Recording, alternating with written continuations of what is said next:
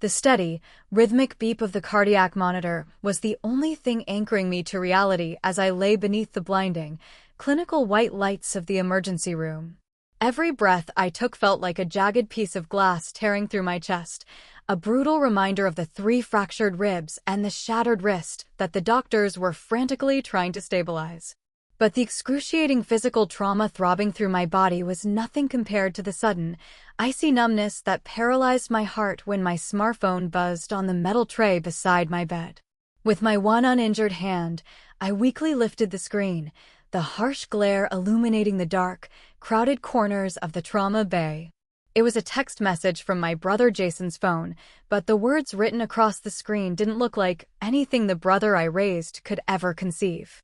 "You are a parasitic, jealous monster, Vanessa, and you are officially dead to this family," the text read, each syllable flashing like a toxic warning sign in the sterile room. "I know you've been trying to sabotage my happiness because you can't stand to see me succeed, so consider this your official exile from my life. Do not show up at the wedding venue this weekend, do not contact my clients, and pack your things out of our corporate offices by Monday morning." I stared at the screen as a tear slipped down my cold cheek, mixing with the dried blood from the laceration on my forehead. The absolute, ruthless finality of that message felt like a second, far more devastating blow than the physical fall that had sent me breaking down the stairs of our corporate headquarters just hours prior. To understand how a bond between siblings forged in the fires of shared childhood tragedy could dissolve into a single afternoon of cold betrayal, you have to understand the empire we built together. For nearly 10 years, Jason and I were an unbreakable team, moving to the city with nothing but our late parents' small life insurance policy and a burning, relentless ambition. I was the quiet, analytical brains of the operation, holding a master's degree in forensic accounting and corporate compliance, while Jason was the charismatic, smooth-talking face of Grant Medical Logistics. We spent our 20s working 80-hour weeks in a cramped, windowless office, scrubbing data, securing international supply lines, and building a multi-million-dollar empire from pure scratch. I watched over our finances with a hawk-like precision, protecting my brother from predatory investors and ensuring our corporate credit profile remained absolutely pristine. I trusted him completely, weaving my life, my capital, and my future into his with the absolute certainty that we were an inseparable force against the world. But a man's pride is a fragile, dangerous thing, easily warped by a beautiful, manipulative parasite who knows exactly how to whisper the right poison into his ear. Enter Brittany Vance, a high-society social climber who entered Jason's life 18 months ago like a carefully engineered hurricane of luxury, charm, and calculated affection. Within weeks of their first meeting, Brittany had systematically begun to rewrite the history of our company, convincing Jason that his brilliant leadership was the sole reason for our massive success. She began to subtly isolate him from me, framing my strict financial compliance and corporate budget constraints as a malicious attempt to control his destiny and keep him beneath my thumb. When I noticed that our corporate credit lines were suddenly being drained for 5-star European vacations, luxury designer apparel, and mysterious consulting fees billed to a vague shell company, I confronted Jason privately. Instead of the reasonable, logical partner I had known for a decade, I was met with an explosion of uncharacteristic, defensive rage that left me completely stunned. "You need to stop treating me like a child, Vanessa," Jason had roared, slamming his fist against his mahogany desk while Brittany stood in the background, a smug, venomous smile playing on her lips. "Brittany belongs to an elite social circle, and these expenditures are necessary investments to secure the high-net-worth clients she is bringing to Grant Medical Logistics. You've always been a bitter, small-minded bean counter, and I won't let your pathetic jealousy ruin the best thing that has ever happened to me." I swallowed my pride and retreated to my office, but my training as a forensic auditor made it impossible for me to simply close my eyes and let our life's work be systematically looted. I quietly initiated a deep, subterranean digital audit of our corporate accounts, tracking the mysterious consulting fees with a cold, mathematical precision. The paper trail didn't lead to high-end marketing agencies or elite client acquisition firms. It led directly to a hidden, high-security offshore bank account.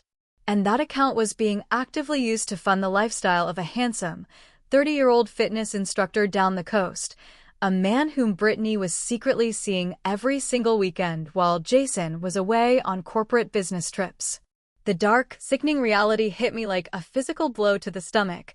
Brittany was systematically embezzling hundreds of thousands of dollars from my brother's firm to fund her secret lover.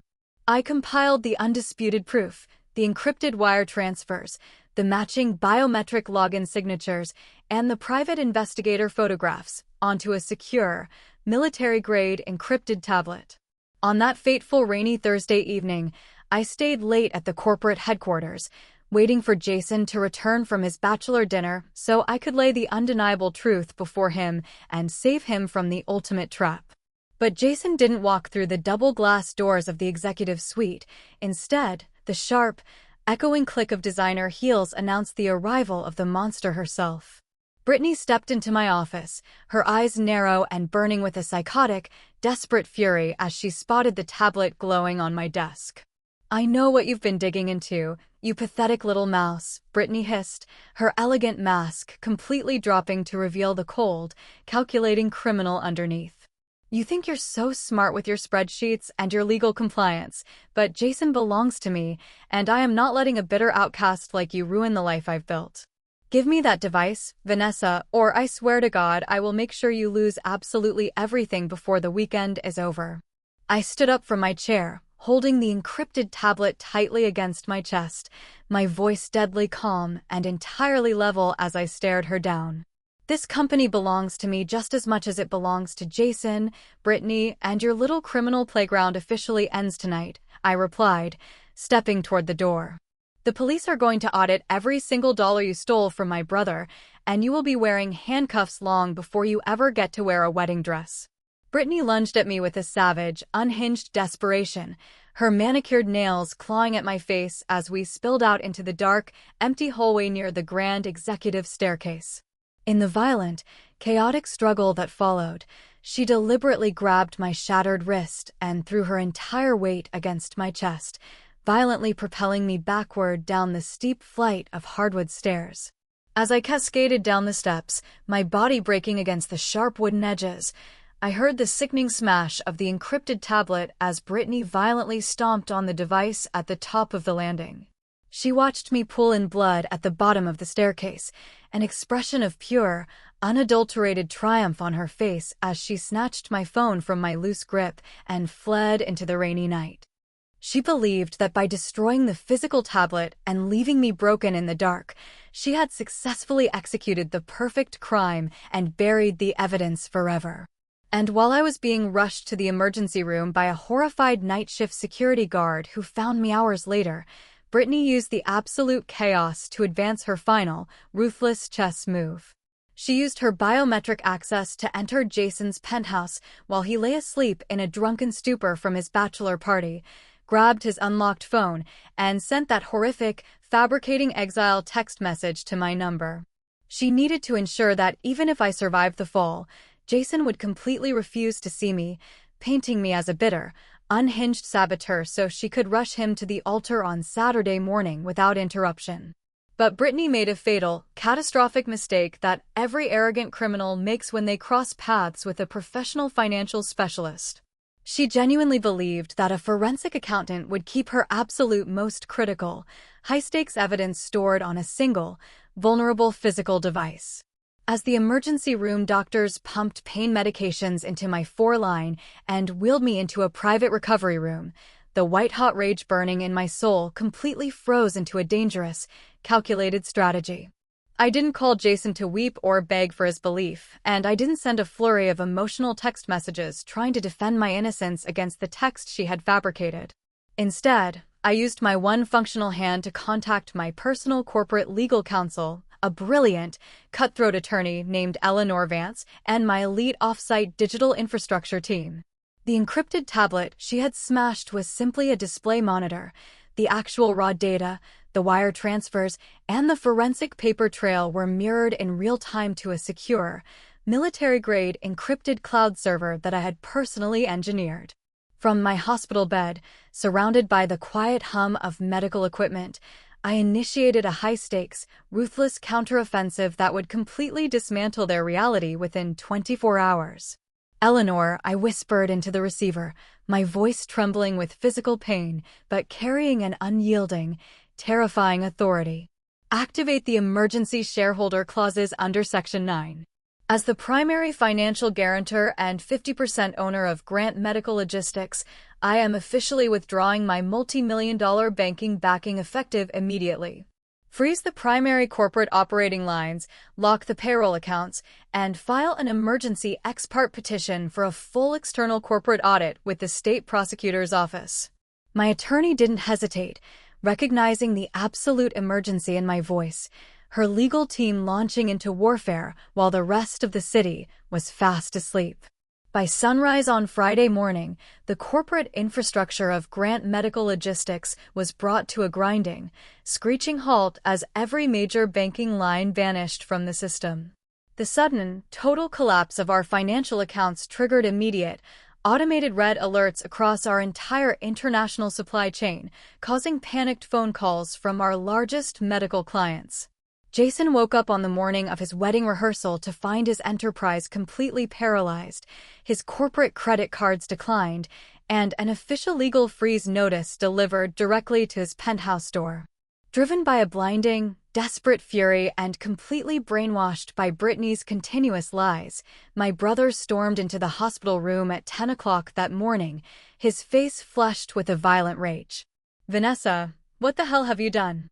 Jason screamed, slamming the hospital door shut behind him so hard the glass panes rattled violently in their frames. "Are you completely out of your mind? You froze the operating accounts? You triggered a state audit on the day of my wedding rehearsal? Brittany was right about you all along. You are an unhinged, controlling psychopath who would rather destroy this entire company than see me build a life with the woman I love." I looked up from my pillows, my face pale, my broken wrist bound in a heavy plaster cast, my breathing shallow and calculated through my cracked ribs. I didn't yell back, and I didn't match his emotional hysteria. I simply looked him dead in the eyes with a profound, freezing pity that instantly cut through his roaring anger. "Sit down, Jason," I said, my voice smooth, quiet, and carrying a strange, chilling authority that made him instantly freeze in the middle of the room.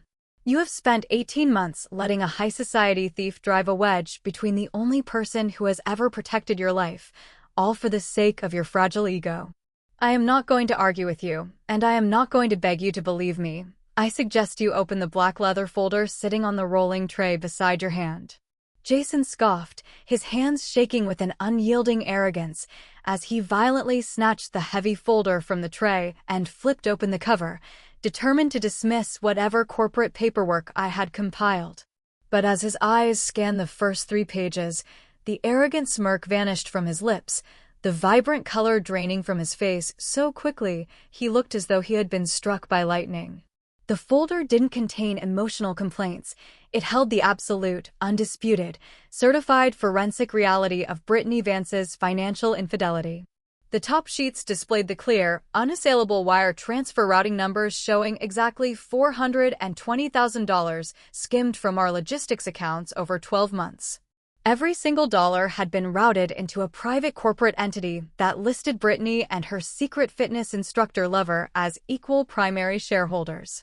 The secondary section contained the private investigator surveillance photographs, high-resolution, undeniable images of Brittany wrapped in the arms of her lover outside a luxury beach house that my brother's company had inadvertently paid for. But the final, most devastating blow was a digital forensic location certificate compiled by our cyber warfare security team early that morning. The certificate proved with absolute mathematical certainty that the exile text message sent from Jason's phone had been executed using a biometric location signature located miles away from where Jason was sleeping. It matched the exact location of Brittany's private smartphone device, proving that she had actively stolen his phone to orchestrate my exile while I lay bleeding at the bottom of our office stairs. Jason dropped heavily into the plastic visitor's chair, the heavy folder slipping from his trembling fingers and scattering the undisputed proof across the sterile linoleum floor. "Oh my God. Vanessa, what have I done?" Jason whispered, his voice cracking into a ragged, breathless sob as his entire world completely collapsed into absolute ash around him. "She pushed you. She almost killed you, and I called you a monster while she was looting everything we built together." He buried his face in his hands, weeping violently for the absolute fool he had allowed himself to become in his desperate need for her fabricated validation. I reached out with my one uninjured hand, gently placing my fingers over his trembling shoulder, slowing down the pacing of the moment to let the heavy finality of the truth fully sink in. "I forgive your ignorance, Jason, but the business empire we built cannot survive under your blind emotional leadership anymore," I said softly, my voice filled with a bittersweet serenity. "The wedding is over. The company accounts will remain frozen until the state auditors complete their investigation, and the federal fraud investigators are already waiting downstairs." I didn't stop the legal machinery I had set in motion. I allowed the consequences of their choices to unfold with the inexorable, ruthless precision of a natural law. At 11 o'clock that morning, just as Brittany was sitting in the luxury bridal suite of the downtown hotel surrounded by her expensive floral arrangements and high society bridesmaids, the doors were thrown open. Two uniformed law enforcement officers, accompanied by federal fraud investigators, entered the room with a heavy, definitive stride that instantly silenced the music. They didn't offer her a polite explanation or allow her to step out of the room. They read her criminal rights right in front of her wealthy friends, sliding cold steel handcuffs over her manicured wrists. She was led through the grand lobby of the luxury hotel in her bridal slip, her face twisted into a mask of pure, ugly terror as the local press cameras captured her total social ruin. She was officially charged with grand larceny, multi-layered corporate embezzlement, identity theft, and aggravated assault carrying a substantial, unyielding federal prison sentence. The luxury lifestyle she had stolen from our hard work vanished overnight, replaced by the stark, sterile reality of a county jail cell where her charm carried exactly zero value. Her secret lover vanished the moment the accounts were frozen, fleeing the state and leaving her to face the full weight of the criminal prosecution in absolute isolation.